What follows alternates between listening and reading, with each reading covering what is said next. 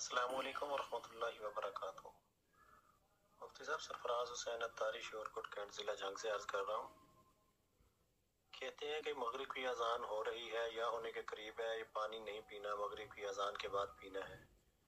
کیا قرآن و حدیث کی روز یا شریعت کے حساب سے کوئی اس کا کوئی ثبوت؟ السلام علیکم رحمۃ اللہ وبرکاتہ۔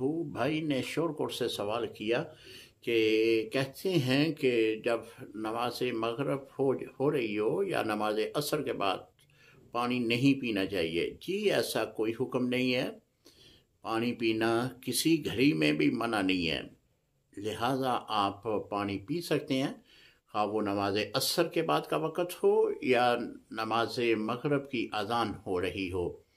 یعنی 24 گھنٹے ہوتے ہیں ایک دن میں، اور 24 گھنٹوں میں سے کوئی بھی وقت ایسا نہیں ہے کہ جہاں پہ کھانے پینے کی ممانعت ہو، خواہ وہ زوال کا وقت ہے خواہ غیر زوال ہے، آپ کھا پی سکتے ہیں۔ اسی طرح نماز عصر کے بعد پانی پینے میں کوئی مذائقہ نہیں، آپ پی سکتے ہیں۔